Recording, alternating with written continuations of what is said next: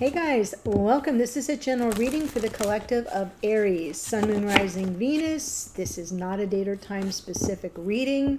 We are past the wild month of March when we had some major transits that I did readings for. This month we're kind of easy breezy for the first few weeks. Later on we begin eclipse season and Mercury retrograde, but let's just focus on the positive, shall we? If you are here as an Aries sun, wishing you all the best. Happy birthday, happy solar return. All the best to you always on your next trip around the sun. Also, if you're here as a cross watcher, welcome. Sometimes the messages come through directly for you, so be aware. You may need to flip the energies around. If you're new to the channel, welcome. I do hope if you enjoy the reading, you'll consider joining us here by subscribing. And if you've been watching me for a while and you just haven't gotten around to it, do it right now. It doesn't cost you a thing. Click subscribe. Don't forget to hit the little notification bell so you are notified of my newest uploads. Okay, so I'm going to pull a card from Starry Beginnings. Haven't used this deck in a while. Just kind of want to get new energy coming in after March. Oof. That month did a number on me.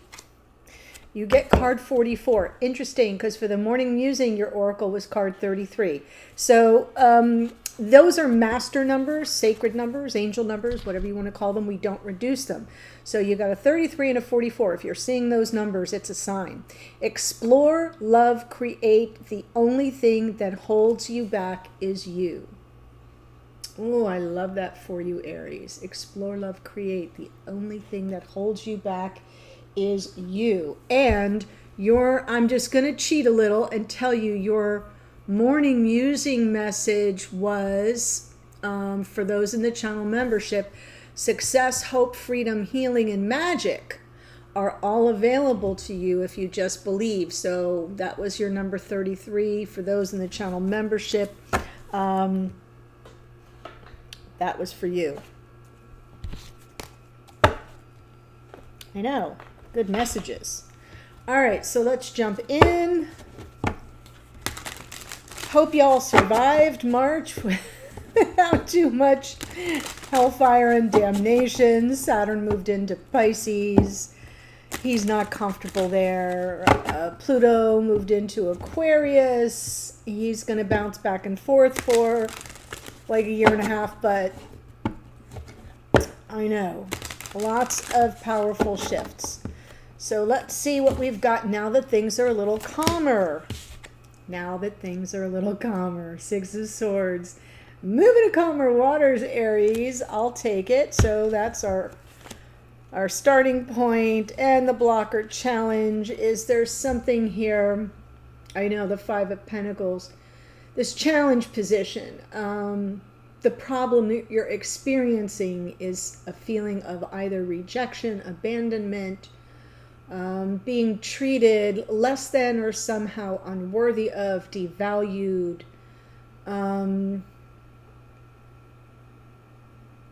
Yeah, there's like I'm seeing it. I'm not coming up with the word, but like you've been brushed off. You've been cast aside. And so you're focused on moving away from that. You're focused on moving away from that energy, you're focused on finding some peace of mind. Underneath, Nine of Swords, it's not letting you rest. So there is some anxiety or worry tied to this. In the past, this is recent past though, Ten of Wands, there's something that you need to offload. So I'm feeling like this has all been weighing on you for quite some time. And just more recently, you're being made of the need to unburden yourself and push forward to something calmer. Wow, can't make that up. Three of Cups, in your conscious awareness here. So this is what you may be trying to resolve. This can be third-party energy, and third-party can be a lot of things. So it doesn't just have to be a person or a cheating scenario.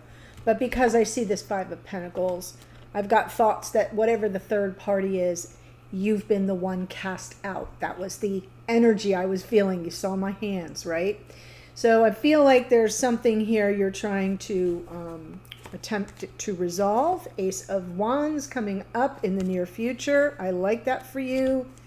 And then we've got the King of Wands, the Nine of Pentacles, Eight of Wands, and the Sun. Beautiful. So where are you headed? Down the road? Happiness. We'll take it. Ace of Wands in your near future is all about some, it's an ignition point. It's startup energy. It's taking the initiative or being inspired to take some form of action. There's motivation with the Ace of Wands.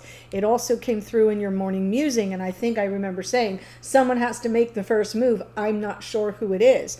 Now, the message from Spirit is King of Wands. So King of Wands takes the action. They don't hesitate. They know what they want. I see it. I want it. I claim it. It's mine. I'm done.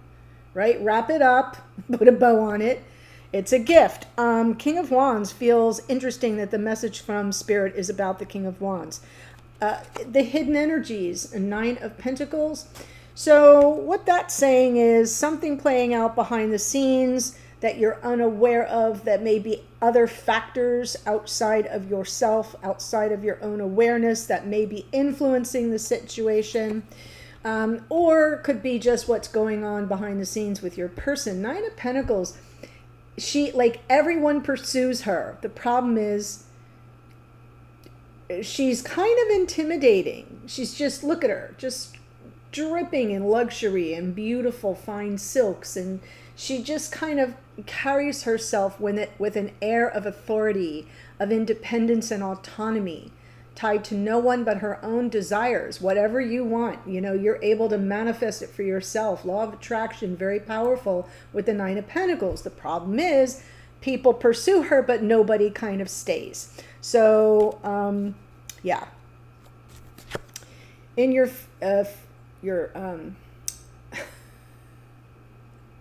hopes and fears, I was like, in your hopes and fears, Eight of Wands, you're a little bit worried, anxious, nervous about some form of communication. I think you half want it, but you fear what the message might be. And as I said, going forward, your potential outcome is the Sun, which is beautiful. So let's look at this Six of Swords with the challenge of the Five of Pentacles. Two of Pentacles. Yeah, you're torn, right? I don't know what to do. I don't know if I should just move away from this. I don't know. Perhaps this could be my person. This is about my future. So the Two of Pentacles is that on the fence, that sort of feeling torn energy, because you're thinking long term, and this is about potential life partnerships. So the Moon underneath, I think your fears, worries, apprehensions, anxieties are all being triggered in this moment, where part of you already knows you've got to unburden yourself and release the negative karma, and the other, and feeling so very cast aside. Oh God, there's a word I'm looking for. I've said it before when I saw that card, and I'm just feeling like disavowed. That's the word, disavowed. Oh, thank gosh, I found it. I gotta write that down somewhere. Feeling disavowed, just sort of dispensed with. Very hurtful, by the way, and a lot to carry on one's shoulders. So it makes sense to me that you're sitting here kind of obsessed adjacent about it. The Nine of Swords is just telling me in your unconscious awareness, you can't think of much else. So for those of you who are new, when I pull from the bottom of the deck, I am also pulling for unconscious awareness. I'm taking a look under the hood. What is rising up in your psyche? What's kind of gnawing at your mind in an unconscious way? And this position happens to be unconscious awareness. So we have fear and anxiety like a double dose.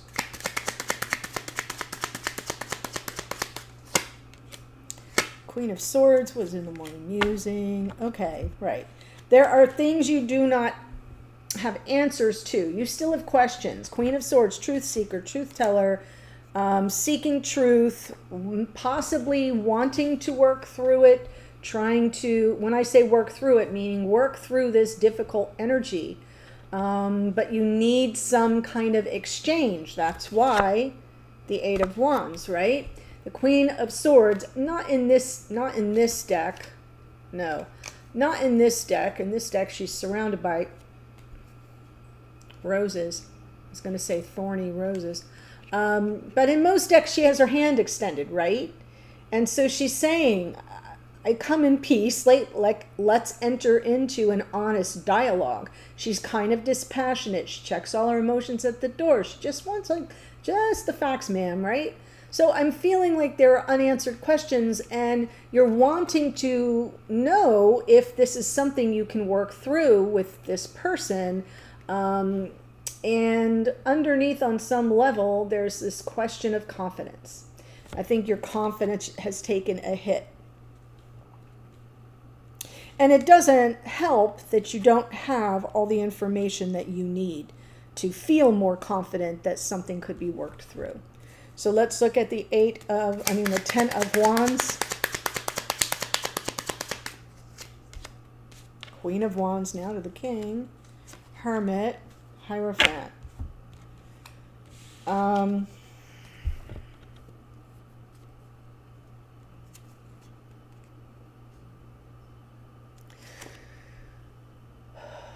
Queen of Wands doesn't step aside for anybody. Yeah, she's not that person. She's kind of like, I'm this, talk to the hand, right? She holds herself with a different kind of energy.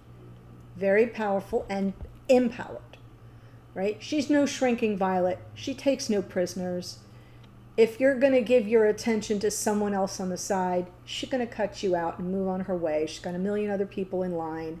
It's just that energy that feels very empowered. So because I see her sandwiched between the 10 of Wands and the Hermit, I feel in this case, in the past, you have felt disempowered. So she's coming through reversed. And that is absolutely what I'm feeling here. A disempowerment, feeling disavowed, feeling cast aside. Rejected, abandoned, you fill in the blank, and it's caused you to feel very isolated. So in this case, the Hermit has not been your friend. It's almost like you've been disempowered and sort of, sent to Siberia. And if, you've been exiled. And underneath is that confidence of what you stand for. The Hierophant is our higher self. It's who we are at our core. It's what we stand for. Yes, it is also about commitment and conventional committed relationship. So it could have something to do with that. When I get to the Three of Cups, we'll see if that's a match. But I'm feeling like you've just been disempowered and you really need to offload that heavy burden because it's holding you back from the light. Like this is Aries, just so you know. Queen of Wands is Aries. The queens are cardinal energy. So I feel like there's something that's been stripped of you energetically that you need to release and let go of. By the way, we got the full moon coming up. Full moon in Libra. So very powerful full moon. I'm going to do a reading for that. That should be up in a day or two. And that may be an opportune moment for you to finally release some things that are holding you back and holding you down. Let's look at the Three of Cups. Yeah, this is definitely a third-party reading. Three of Cups, Seven of Swords. You're consciously aware that this has not served you well. King of Pentacles. This is someone you may feel you have been committed to. Could be that you're married or that there is a marriage involved in one side or the other. Or both. But I feel like there's been definitely a breach of trust with someone that you felt you had a, wait for it, future with. Page of Pentacles underneath. I feel like this is in your unconscious awareness. There's, again, as I said about the Queen of Swords, there's something new to be learned. It's like you're just learning some things. You're conscious of the breach of trust, but there are some things underneath that are just kind of rising up that you're beginning to learn and see and understand in a different way. Ace of Wands going forward. Ten of Swords, yeah. Oh my goodness.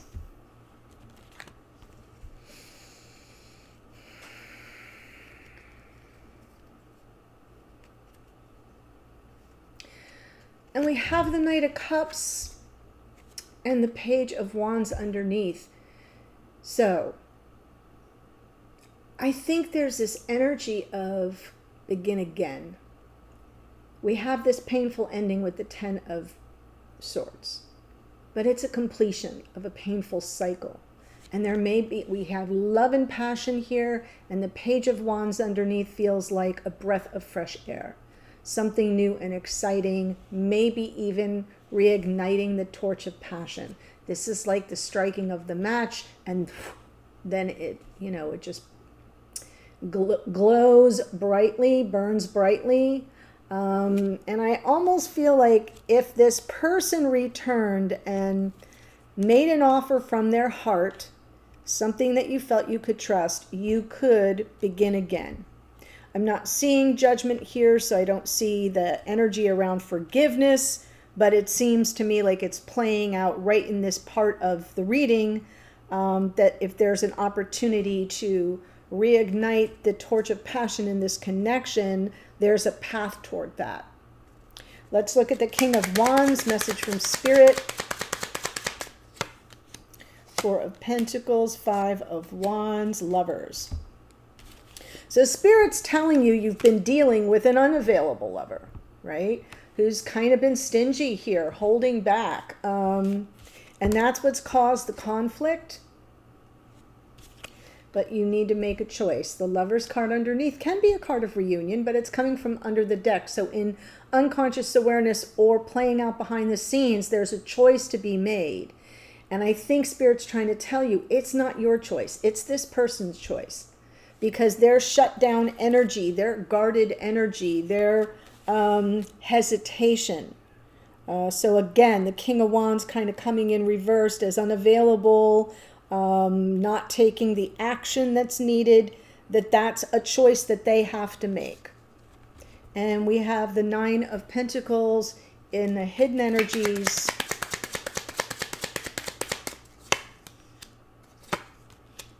Wow. Okay, so it is your person. There's definitely, in divine time, we have the Wheel of Fortune underneath. So Jupiter is guiding this forward. Jupiter's in Aries right now. I feel this person will make a return for a new beginning. There looks to be some measure of A, breaking the ice, but B, making amends. This is a card of reconciliation. You can see the wreath of peace on that wand. And I'm feeling like I'm seeing a new beginning and that this person is coming towards you when the time is appropriate. It's sort of being guided. Spirit's letting you know that this person needs to make the choice, but they're already factoring it in behind the scenes. So this is less about your unconscious awareness and more about what's going on with them. And the Wheel of Fortune in their unconscious awareness is about when the timing's right. When the timing's right. So there is a plan. I like to see that. The Eight of Wands in your hopes or fears. Hopes or fears. Wow. Okay. Well, I think you're hoping for the conversation. I think you're hoping for the communication. And you're being very patient around it. We've got the Temperance card there. And like, for example, with this High Priestess, there seems to be something you're unaware of that you can't see. Like, I don't think your intuition is operating at its highest because you've been so disempowered and therefore feel so disconnected. And because you believe there's something more you need to know and there's something more you need to learn before you can fully understand all that has unfolded, right? It's like there's a secret. Sometimes the High Priestess is secrecy, but there's something that's been kept from you, is how it's coming through. You're patiently waiting for the communication with your King of Wands. Okay. So the communication is welcome, but you kind of fear what you might learn, what you might hear, what you might discover, what might be revealed. All right, Priestess. The Sun.